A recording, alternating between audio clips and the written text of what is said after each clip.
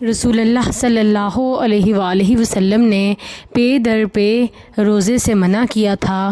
امت پر رحمت و شفقت کے خیال سے صحابہ رضی اللہ عنہم نے عرض کی کہ آپ صلی اللہ علیہ وآلہ وسلم تو وصال کرتے ہیں۔ آپ صلی اللہ علیہ وآلہ وسلم نے فرمایا، میں تمہاری طرح نہیں ہوں، مجھے میرا رب کھلاتا اور پلاتا ہے۔ عثمان نے اپنی روایت میں امت پر رحمت و شفقت کے خیال سے کے الفاظ ذکر نہیں کیے ہیں۔ صحیح بخاری حدیث نمبر 1964۔ رسول اللہ صلی اللہ علیہ وآلہ وسلم نے مسلسل کئی دن تک سحری اور افطاری کے بغیر روزہ رکھنے سے منع فرمایا تھا۔ اس پر ایک آدمی نے مسلمانوں میں سے عرض کی، یا رسول اللہ صلی اللہ علیہ وآلہ وسلم، آپ تو وصال کرتے ہیں۔ آپ صلی اللہ علیہ وآلہ وسلم نے فرمایا، میری طرح تم میں سے کون ہے؟ مجھے تو رات میں میرا رب کھلاتا ہے اور وہی مجھے سیراب کرتا ہے۔ لوگ اس پر بھی جب صوم و وصال رکھنے سے نہ رکے تو آپ صلی اللہ علیہ وآلہ وسلم نے ان کے ساتھ 2 دن تک وصال کیا۔ پھر عید کا چاند نکل آیا تو آپ صلی اللہ علیہ وآلہ وسلم نے فرمایا کہ اگر چاند نہ دکھائی دیتا تو میں اور کئی دن تک وصال کرتا۔ گویا جب صوم و وصال سے وہ لوگ نہ رکے تو آپ نے ان کو سزا دینے کے لیے یہ کہا۔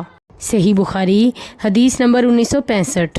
آپ صلی اللہ علیہ وآلہ وسلم نے فرمایا، مسلسل بلا سحری اور افطاری روزے نہ رکھو۔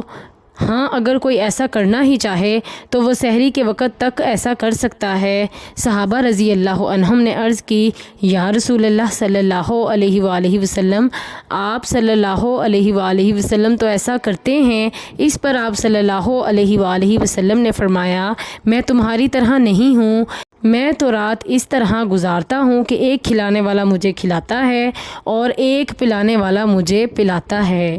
صحیح بخاری حدیث نمبر 1963۔ میں نبی کریم صلی اللہ علیہ وآلہ وسلم کے ساتھ ایک سفر میں تھا۔ آپ صلی اللہ علیہ وآلہ وسلم روزے سے تھے۔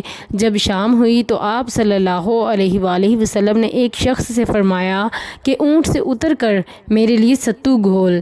اس نے کہا، حضور، اگر شام ہونے کا کچھ اور انتظار فرمائیں تو بہتر ہو۔ آپ صلی اللہ علیہ وآلہ وسلم نے فرمایا، اتر کر میرے لیے ستو گھول، وقت ہو گیا ہے۔ جب تم یہ دیکھ لو کہ رات ادھر مشرق سے آ گئی تو روزے دار کے روزہ کھولنے کا وقت ہو گیا۔ صحیح بخاری حدیث نمبر 1958۔